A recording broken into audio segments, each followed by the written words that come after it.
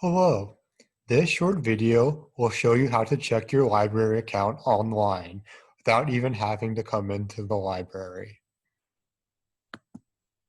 To start out, just click on My Account on the library homepage.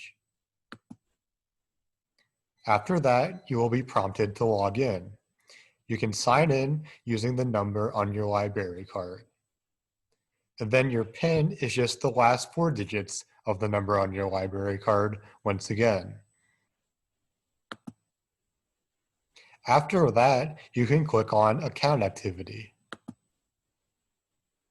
Here, you can see your current loans, overdue items, holds, fines, and loan history.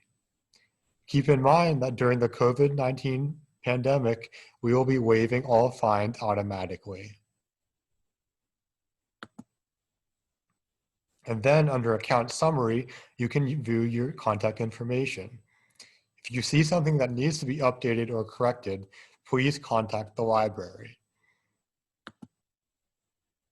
If you have any other questions, please call 724-659-3431 or email foxburgfreelibrary@gmail.com.